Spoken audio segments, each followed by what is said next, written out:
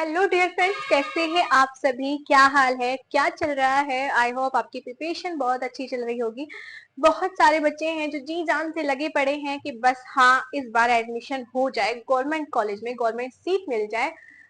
तो आज का जो टॉपिक है वो यही है कि आखिर जो यूपी बोर्ड से पढ़े हुए बच्चे हैं, जो सिर्फ हिंदी जानते हैं, उनको इंग्लिश इतना नहीं आता है, तो वो क्या बीएससी नर्सिंग कर सकते हैं आफ्टर बी मतलब आफ्टर एडमिशन। आपको कोई परेशानी नहीं होगी या बहुत सारी चीजें, बहुत सारे ऐसे डाउट्स होते हैं बच्चों के जो हिंदी मीडियम से हैं लेकिन उनको प्रॉब्लम होती है इंग्लिश पढ़ने में। तो वो ये सोचते हैं कि नर्सिंग का जो रहता है, नर्सिंग में जो हम पढ़ते हैं क्या वो इंग्लिश में रहता है, हिंदी में भी रहता है, एग्जाम्स कैसे आते हैं, हिंदी या इंग्लिश।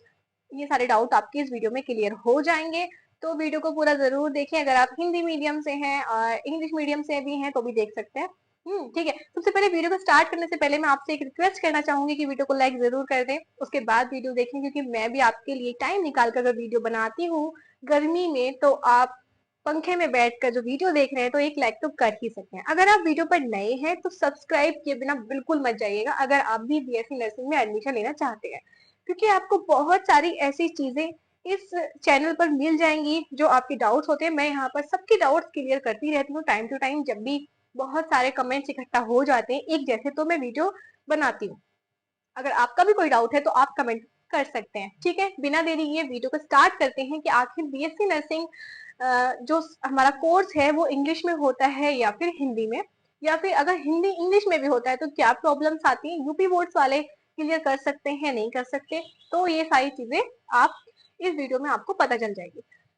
सबसे पहले बात करते हैं एग्जाम की। जो आपका एंट्रेंस एग्जाम होता है वो बोथ मीडियम में होता है, यानी कि हिंदी और इंग्लिश। आपको वहां पर हिंदी और इंग्लिश दोनों में क्वेश्चंस मिल जाएंगे। ठीक है। आपको कोई चीज हिंदी में समझ में नहीं आ रही तो इंग्लिश देख सकते हैं, इंग्लिश वालों को हिंदी इंग्लिश में समझ में नहीं आ रही तो हिंदी में देख सकते हैं। तो ये तो आपके लिए बहुत अच्छा प्रॉफिट है एग्जाम देने का। अगर आप जा रहे हो तो एंट्रेंस एग्जाम अच्छे से आप कर सकते हो, उसमें आपको कोई प्रॉब्लम नहीं आने वाली है।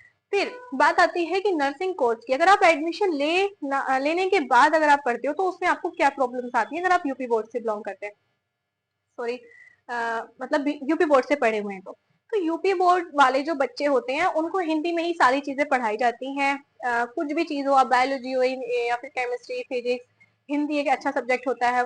हिंदी को भी पूरा का पूरा एक जगह दी हुई है वहाँ रिजल्ट में भी, बहुत सारी चीजों में मतलब हिंदी वहाँ बहुत अच्छे से पढ़ाई जाती है। तो इंग्लिश को इतना ज्यादा महत्व नहीं दिया गया है यूपी बोर्ड में। तो बच्चे इंग्लिश समझ नहीं पाते हैं, बच्चे इंग्लिश पढ़ नहीं पाते हैं ठीक से, नोट्स नहीं बना पाते हैं, तो बहुत सारी प्रॉब्लम्स आती हैं। मैं भी बता देती हूँ, मैं भी एक यूपी बोर्ड की स्टूडेंट हूँ। तो मेरी इंग्लिश जब मैं पढ़ाई करती थी थोड़ी ठीक थी, मैं इंग्लिश मेरी अच्छी थी और मैं अच्छे स्टूडेंट्स में मेरी गिनती होती थी इंग्लिश वाले सब्जेक्ट में।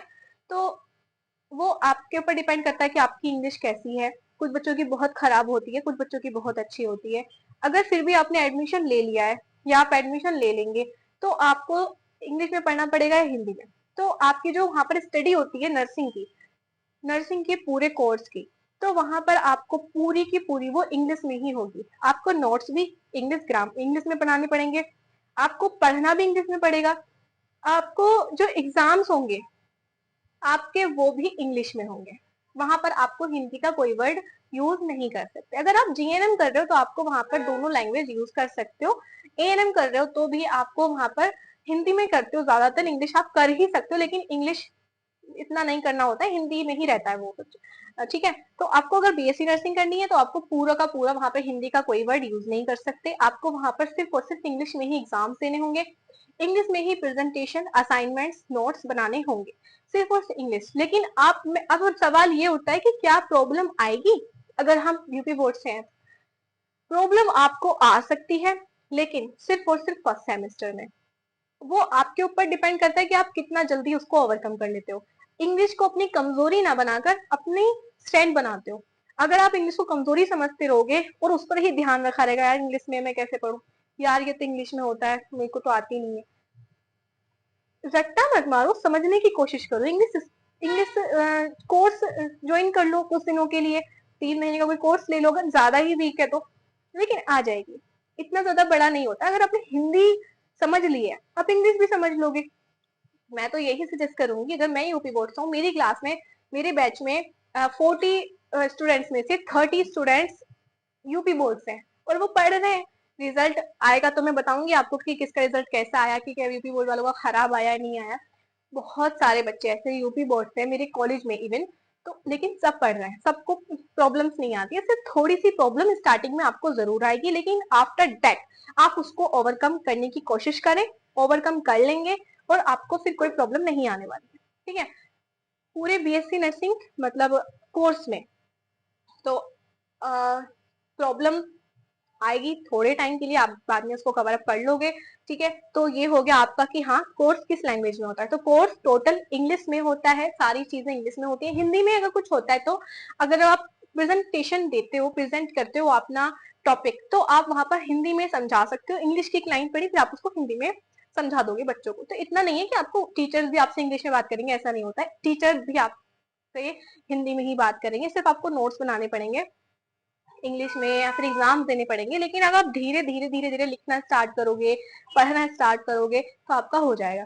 ठीक है, तो मतलब स्टार्टिंग में आएगी प्रॉब्लम, लेकिन बाद में आप कवर अप कर लोगे, बोलोगे कि हाँ मैं तो यूपी बोर्ड से था लेकिन मैंने फिर भी इंग्लिश पर अपना कब्जा कर लिया और इंग्लिश को अपनी स्टैंड बना लिया। इंग्लिश कोई भी चीज अगर आपके ऊपर हावी हो रही है ना, तो आप उसके ऊपर हावी हो जाओ। ठीक है, अगर आपको कोई चीज परेशान कर रही है, ठीक है, लेकिन उसको ऐसा समझो, अरे ये क्या, ये तो मेरे दाएं हाथ का खेल है। हाँ, मन में यही चीज रखो, बेशक वो बहुत बड़ी चीज हो, लेकिन फिर भी मन में ये चीज रखो। उससे आपका मोटिवेशन, आपको खुद से मोटिवेशन मिलेगा उस चीज को करने के लिए कि हाँ मैं इसे कर सकता हूँ, तो आप कर पाओगे।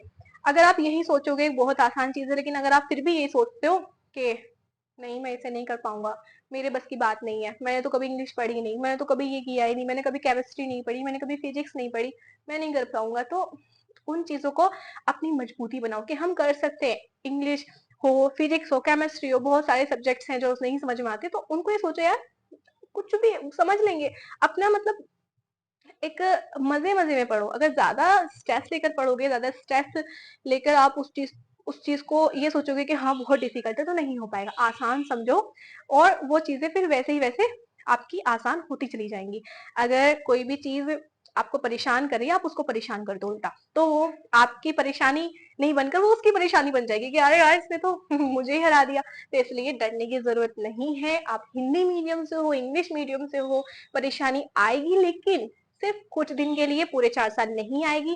आप क्लियर भी करोगे, आप अच्छे से जॉब भी करोगे, आपका सिलेक्शन भी होगा। इसलिए डरने की कोई जरूरत नहीं है। मैं यही सजेस्ट करना चाहूंगी कि अपनी स्टडी पर फोकस करो। गवर्नमेंट या प्राइवेट कॉलेज, जो भी आप कॉलेज ले रहे हो, आप अच्छे से उस कॉलेज में जाओ और पढ़ने की कोशिश करो। बहुत अच्छे से आपका सिलेक्शन भी होगा। अगर आप प्राइवेट, गवर्नमेंट में नहीं होता तो प्राइवेट में एडमिशन लो।